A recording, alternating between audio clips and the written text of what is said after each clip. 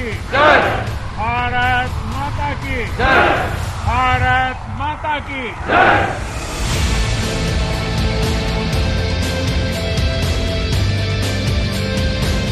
आपका साहस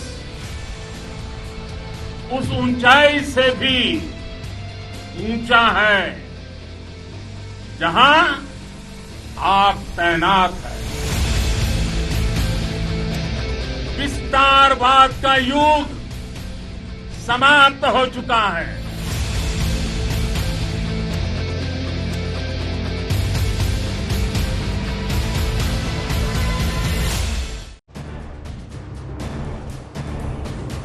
नमस्कार, शाम के 7 बजने को हैं। आप देख रहे हैं देश तक। आपके साथ मैं हूं चित्रा त्रिपाठी। आज की सबसे बड़ी खबर, सीमा पर चीन की चालबाजी के बीच हिंदुस्तान ने ड्रैगन को सख्त संदेश दिया। पीएम मोदी ने लेह का दौरा कर सबको चौंका दिया। बिना नाम लिए पीएम मोदी ने साफ किया कि चीन को विस्तारवादी नीति महंगी पड़ेगी और अगर कुछ भी गड़बड़ की तो फिर दिया जाएगा करारा जवाब।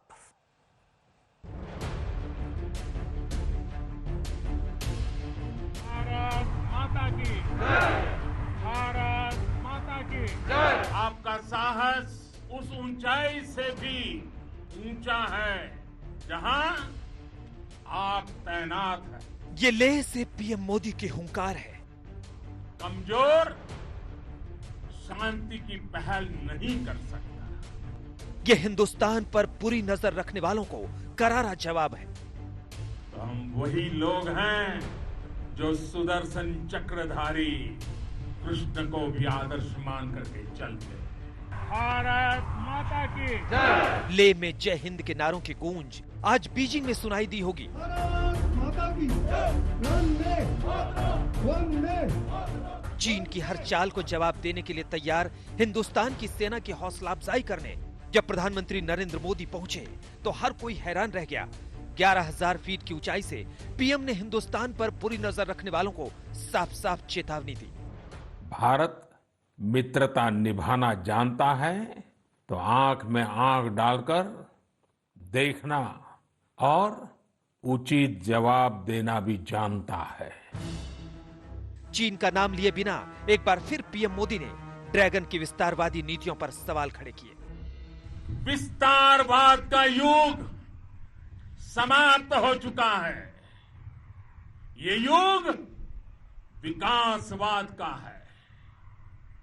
तेजी से बदलते हुए समय में विकासवाद ही प्रासंगिक है। विकासवाद के लिए ही अवसर है और विकासवाद ही भविष्य का आधार भी है। फ्रंट फुट पर एक योद्धा, एक कमांडर, एक नेता की तरह पीएम मोदी ने खुद मोर्चा संभाला और जवानों में जोश भरा। देश के वीर सपूतों ने गलवान घाटी में जो अदम्य साहस दिखाया वो पराक्रम की पराकाष्ठा है। 15 जून को गलवान में देश की सीमा की सुरक्षा करते हुए 20 जवानों ने अपनी शहादत दी थी। ऐसे में लेह से पीएम मोदी ने उन जवानों को नमन किया। हर देशवासी का सिर आपके सामने, अपने देश के वीर सैनिकों के सामने आदरपूर्वक नतमस्तक होकर के नमन करता है। आज हर भारतीय की छाती आपकी वीरता और पराक्रम से फूली हुई है। सीमा पर तनाव के बीच पीएम मोदी का लेह दौरा चीन को सीधा संदेश है कि हिंदुस्तान उसकी हर चाल को जवाब देने के लिए तैयार है और सीमा पर गुस्ताखी चीन को बड़ी महंगी पड़ सकती है। लेह से मंजीत नेगी के साथ अभिषेक भल्ला, आज तक। पीएम ने रामधारी सिंह दिनकर की कविता का जिक्र किया, जिनके सिंहनाद से सहमी धरती रही अभी तक डोल। और इस वक्त की बड़ी खबर आपको दे दें, दिल्ली एनसीआर में भूकंप के झटके महसूस किए गए हैं। दिल्ली एनसीआर में अब से कुछ ही सेकंड पहले भूकंप के झटके महसूस किए गए हैं। इस वक्त की सबसे बड़ी खबर आपको दे रहे हैं। बीते कई दिनों से, अगर बीते 2 से 3 महीनों में हम नजर डालें तो कभी दिल्ली, एनसीआर, इसके अलावा लद्दाख, लेह से भी भूकंप की बीते दिनों खबरें सामने आई थी। हरियाणा के भी कुछ हिस्सों से भूकंप की खबरें लगातार सामने आई थी। हालांकि रिक्टर स्केल पर इसकी तीव्रता कितनी है, जैसे ही इस बारे में जानकारी मिलेगी आप तक हम पहुंचाएंगे। लेकिन दिल्ली और एनसीआर में ये भूकंप के झटके, इस वक्त हम लोग नोएडा ऑफिस में हैं और यहां पर भी भूकंप के झटके, जो हमारे साथ सामने लाइटिंग्स है, जो कैमरे लगे हुए हैं, वो सब हिलने लगे। दिल्ली, एनसीआर में भूकंप के झटके महसूस किए गए हैं। इस वक्त की सबसे बड़ी खबर जो इस वक्त आज तक आप तक पहुंचा रहा है। हालांकि भूकंप के झटके जब भी महसूस किए जाए, बार बार जो एक्सपर्ट हैं वो यही सलाह देते हैं कि आप अपनी बिल्डिंग से खुले खाली जगहों पर चले जाएं।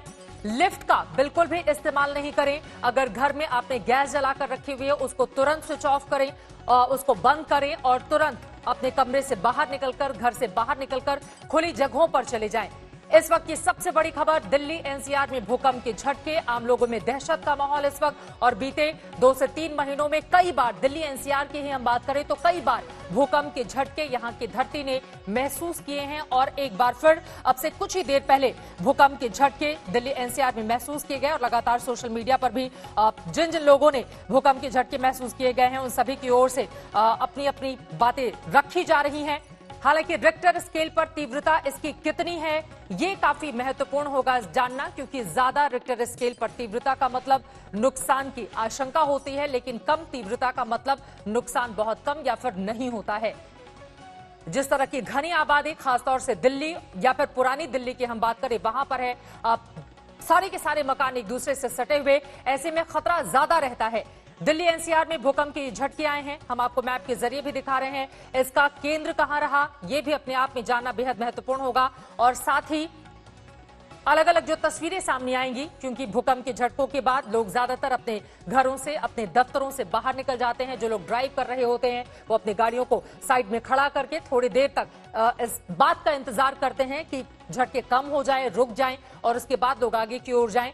दिल्ली एनसीआर से इस वक्त की सबसे बड़ी खबर जो लगातार आप तक हम पहुंचा रहे हैं, भूकंप के झटके महसूस किए गए हैं।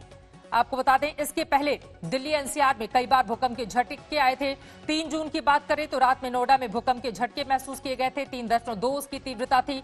29 मई को भी दिल्ली एनसीआर के कई इलाकों में भूकंप के झटके महसूस किए गए थे। 8 जून 2020 को कम तीव्रता वाले भूकंप के झटके महसूस किए गए थे। उसके पहले 3 जून 2020 को झटके महसूस किए गए। 29 मई को दिल्ली, इससे सटे इलाकों में भूकंप के झटके महसूस किए गए थे। उस समय रिक्टर स्केल पर इसकी तीव्रता 4.6 थी। 28 मई को भी दिल्ली में भूकंप आया था, उसकी तीव्रता 2.5 थी।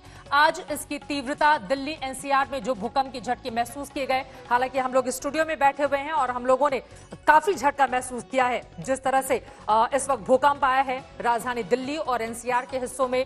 अब देखना होगा कि रिक्टर स्केल पर इसकी तीव्रता क्या की गई है। जैसा कि तारीखों के लिहाज से मैं आपको जानकारी दे रही हूं, उसके पहले 8 जून, 3 जून, 29 मई, 28 मई, 15 मई, 10 मई, 13 अप्रैल, 12 अप्रैल, 20 दिसंबर, हालांकि ये 2019 की बात है, लेकिन 12 अप्रैल 2020 से जो भूकंप का झटका कुछ कुछ दिनों में लगना शुरू हुआ, वो अभी तक लगातार जारी है। दिल्ली एनसीआर में एक बार फिर से भूकंप के झटके महसूस किए गए हैं, जो इस वक्त की बड़ी खबर हम आप तक पहुंचा रहे हैं। और यकीनन इसके बाद डर और दहशत का आलम सभी के दिलों में होगा।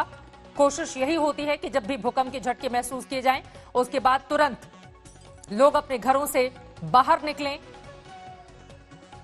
और तब तक इंतजार करें जब तक समय थोड़ा गुजर नहीं जाता है और भूकंप के झटके आने बंद नहीं हो जाते हैं।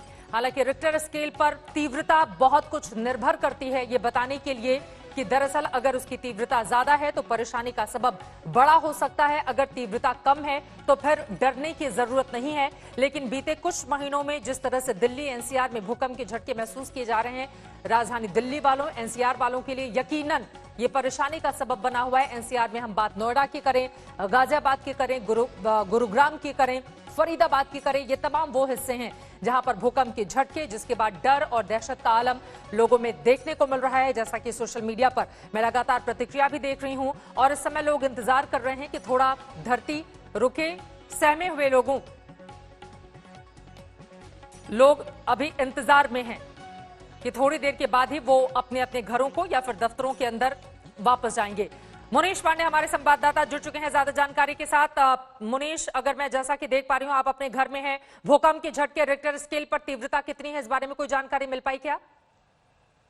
जी देखिए, अभी तक सेस्मोलॉजी डिपार्टमेंट से ये तो नहीं पता चल पाया कि इसकी तीव्रता क्या है, लेकिन जो जानकारी हमें मिल रही है उसके मुताबिक जो झटके थे वो दिल्ली, नोएडा, गाजियाबाद यानी कि पूरे के पूरे दिल्ली एनसीआर में महसूस किए गए। ये पिछले कुछ समय में अगर बात करें, पिछले 1-1.5 महीने की अगर बात करें तो तीसरी बार ऐसा है जबकि दिल्ली एनसीआर में भूकंप के झटके महसूस किए गए। इसके पहले जो भूकंप के झटके आए थे उनकी तीव्रता यानी कि जो मैग्नीट्यूड है वो 3.5 की थी, लगभग 4 की थी। लेकिन इस बार अभी जो सेस्मोलॉजी डिपार्टमेंट है उसको अभी ये जानकारी देना है कि आखिरकार तीव्रता क्या थी। लेकिन सोशल मीडिया पे लगातार लोग इस तरीके की प्रतिक्रिया दे रहे हैं कि वो घर में बैठे हुए थे, उसके बाद अचानक से चीजें हिलना शुरू हो गई।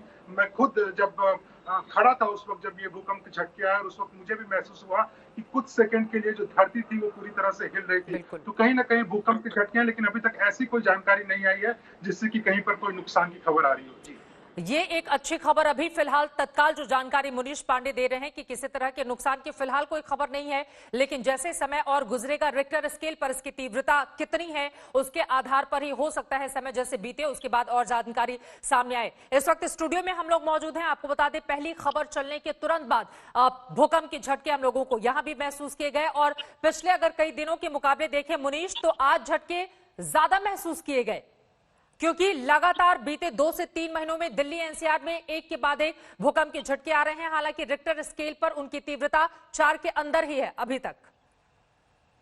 जी बिल्कुल, और अगर पिछले 2 जो भूकंप के झटके आए थे दिल्ली एनसीआर में, अगर उससे तुलना करें तो पहले के जो झटके थे वो मात्र कुछ सेकंड्स के थे और बहुत हल्के थे, लेकिन आज के जो भूकंप के झटके थे वो तीव्रता कहीं ना कहीं ज्यादा लग रही थी। अब ये देखना पड़ेगा कि इसके पीछे की जो वजह होती है कि मैग्नीट्यूड जो है वो जमीन के अंदर कितना होता है। पिछली बार जो भूकंप के झटके थे उसमें जो जमीन के अंदर जो मैग्नीट्यूड जहां से शुरू हुआ था वो तकरीबन 8 किलोमीटर था। एक बार जो एपिसेंटर था वो रोहतक के पास बताया गया था, दूसरी बार भी हरियाणा के पास था। लेकिन इस बार जो झटके थे वो काफी ज्यादा देर तक थे, और जो चीजें हिल रही थी उस वक्त जो धरती में कंपन था वो भी काफी ज्यादा था पिछले बार के मुताबिक। तो कहीं ना कहीं इस बार जो अंदाज ये लग रहा है कि पिछली बार से ज्यादा सीरियस भूकंप के झटके थे। लेकिन अच्छी खबर, जैसा चित्रा बता रही थी, अभी तक कहीं से भी ऐसी कोई खबर नहीं आई है जहां से कोई नुकसान की खबर आ रही हो। लेकिन अभी भी सेस्मोलॉजी डिपार्टमेंट जो है उसको ये बताना पड़ेगा कि आखिरकार मैग्नीट्यूड कितना है, उसी का हम भी इंतजार कर रहे हैं। जी, मैं देख पा रही हूं यहां पर जब से 2020 की शुरुआत हुई है कम से कम 10 से 12 बार भूकंप के झटके महसूस किए गए हैं। हालांकि सबकी रिक्टर स्केल पर जो तीव्रता रही है मुनीश वो काफी कम रही है, लेकिन आज के हालांकि अभी इतना वक्त क्यों लग रहा है, क्योंकि तुरंत ही इस बारे में जानकारी दे दी जाती है कि रिक्टर स्केल पर इसकी तीव्रता कितनी मापी गई। दिल्ली एनसीआर में भूकंप के जो झटके महसूस किया गया 4.5 भूकंप की तीव्रता मुनीश 4.5 भूकंप की तीव्रता मापी गई है। दिल्ली एनसीआर में भूकंप के जो झटके महसूस किए गए हैं 4.5 इसकी तीव्रता मानी गई है। बहुत ज्यादा डरने और परेशान होने की जरूरत नहीं है। 4.5 की तीव्रता का भूकंप आपको बता दें इसके पहले भी आ चुका था। हालांकि अभी ये शुरुआती जानकारी है, हमें थोड़ा और इंतजार करना होगा। 12 अप्रैल 2020 की मैं बात करूं तो उस समय 3.5 की तीव्रता का भूकंप आया था।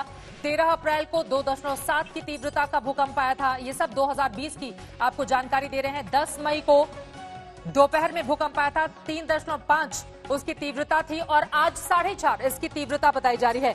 मेरी वरिष्ठ सहयोगी अंजना ओम कश्यप भी हमारे साथ जुड़ चुके हैं। अंजना, जैसा मैं देख पा रही हूं 29 मई 2020 को 4.6 की तीव्रता का भूकंप आया था, और आज भी हम सब लोग ऑफिस में हैं। आज भी भूकंप की तीव्रता काफी तेजी से महसूस किया गया, हालांकि उसकी तीव्रता 4.5 आंकी गई है रिक्टर स्केल पर। बिल्कुल, तो अक्सर हाँ, सतह के बहुत ज्यादा दूर अगर नहीं हो तो उसकी तीव्रता ज्यादा महसूस की जाती है, लेकिन आपने जैसा बताया 4.5 के आसपास है। और लगातार ऐसे कई भूकंप चित्रा, जिससे दिल्ली एनसीआर में लोगों में वैसे ही 2020 को लेकर बड़ी आशंकाएं मन में है, और ऐसी परिस्थिति में एक बार फिर से ये भूकंप आना, इस पर भी कई राय एक्सपर्ट्स की बन रही है कि लगातार आने वाली जो ये भूकंप है क्या ये संकेत दे रहे हैं किसी बड़े भूकंप की तरफ। कई एक्सपर्ट्स मानते हैं कि नहीं, ऐसा नहीं है। जो टेंशन है जमीन के नीचे वो धीरे धीरे किश्तों में इस तरह से निकल रहा है। तो परिस्थिति फिलहाल ये है कि हम लोग जब दफ्तर में थे तो काफी इसकी तीव्रता महसूस की गई। इसका यही अंदाजा हो सकता है कि जो सतह से दूरी है उसके एपी सेंटर की शायद वो थोड़ी कम रही होगी, इसीलिए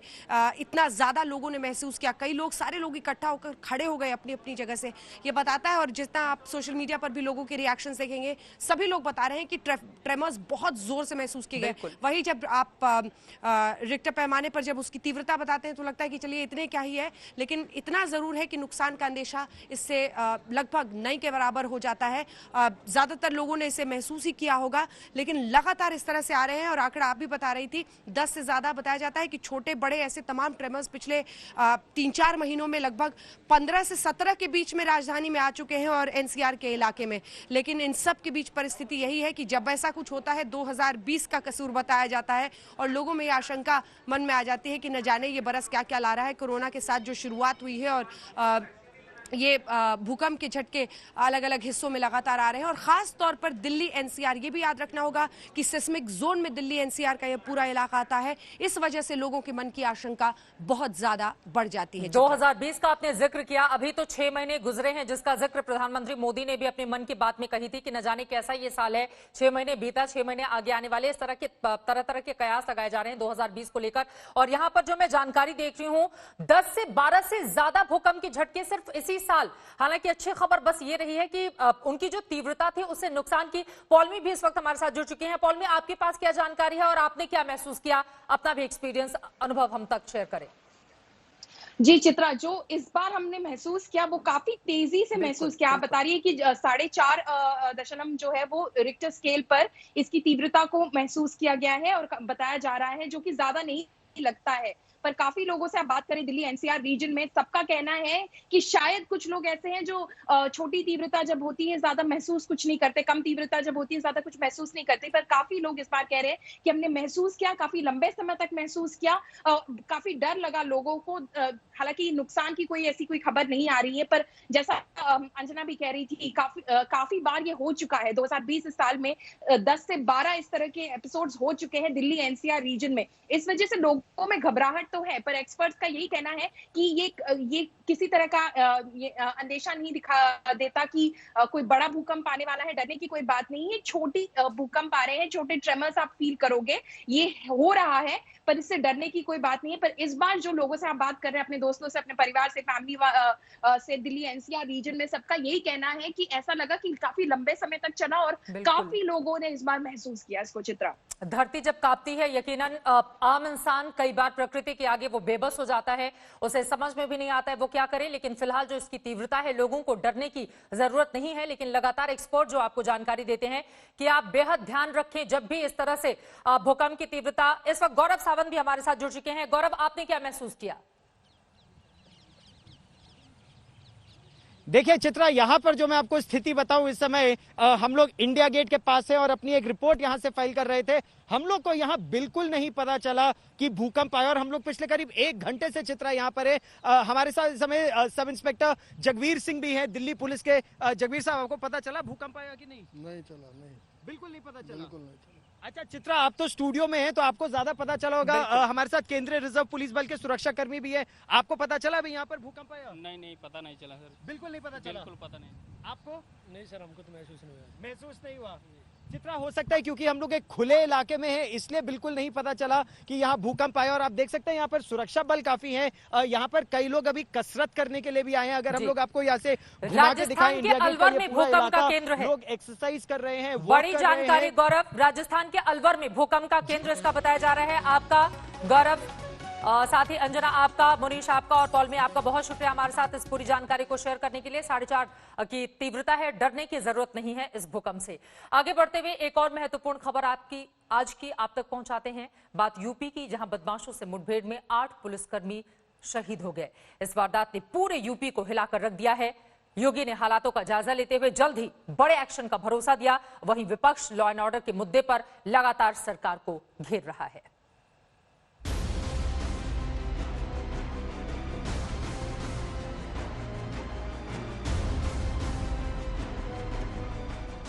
सीएम योगी आदित्यनाथ कानपुर के उन शहीद पुलिस वालों को सलाम करने पहुंचे जिन्होंने बदमाशों के साथ हुई मुठभेड़ में अपनी जान गंवा दी। वहीं अस्पताल में जिंदगी और मौत से जूझ रहे पुलिस वालों का भी हालचाल लिया।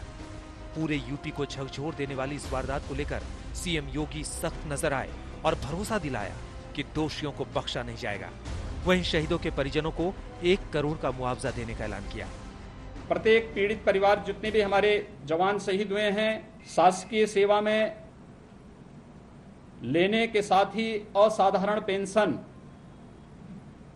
भी उन सभी परिवार वालों को सरकार उपलब्ध कराएगी।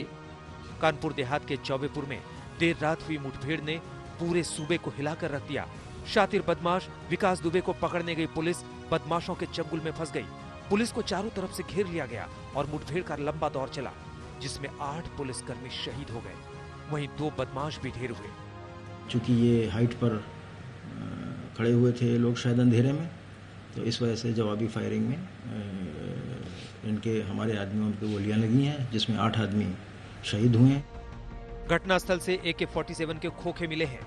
8 पुलिसकर्मियों के शहीद होने के बाद पुलिस एक्शन में आ गई है। पुलिस ने मोस्ट वांटेड विकास दुबे के गांव से दर्जनों लोगों को हिरासत में लिया है। उनसे घटनाक्रम और हमले के मास्टरमाइंड विकास के बारे में पूछताछ किए जाने की तैयारी है। साथ ही पुलिस ने करीब 500 मोबाइल फोन नंबर सर्विलांस पर लगाए हैं। पूरे बिकरू गांव में भारी पुलिस बल तैनात किया गया है। घटना के बाद से ही गांव और आसपास के इलाकों में सर्च ऑपरेशन चलाया जा रहा है। गांव से करीब 2 दर्जन लोगों को पूछताछ के लिए हिरासत में लिया गया है। यही नहीं, पुलिस की फोरेंसिक टीम भी मौका वारदात पर छानबीन कर रही है। डीजीपी ने खुद गांव का दौरा किया है। वहीं गांव से जोड़ने वाले नाकों के CCTV खंगाले जा रहे हैं। और इसमें STF को भी लगाया गया है और IG STF वहां पहुंच रहे हैं। लोकल कानपुर का जो STF यूनिट है वो ऑलरेडी कार्यरत है और इनके खिलाफ एक बहुत बृहत ऑपरेशन चलाया जा रहा है। उधर मामले ने यूपी की सियासत को भी तेज कर दिया। अखिलेश, मायावती और प्रियंका गांधी ने कानून व्यवस्था पर सवालिया निशान खड़े किए। वहीं एसपी कार्यकर्ताओं ने लखनऊ में प्रदर्शन किया।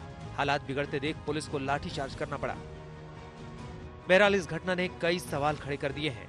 प्रदेश में अपराधियों के हौसले बुलंद हैं और सबसे बड़ी बात, मोस्ट वांटेड विकास दुबे पुलिस की गिरफ्त से अभी भी बाहर है। कुमार अभिषेक, शिवेंद्र श्रीवास्तव और रंजय सिंह के साथ नीलांशु शुक्ला, कानपुर आज तक। 8 पुलिसकर्मी शहीद हो गए, अपने पीछे बहुत सारे सवाल छोड़ गए हैं, लेकिन इन सबके बीच मोस्ट वांटेड विकास दुबे अभी भी पुलिस की गिरफ्त से बाहर है। वो गिरफ्तार कब होगा, उसके खिलाफ कार्रवाई कब की जाएगी, अपने आप में बड़ा सवाल इस वक्त भी बना हुआ है।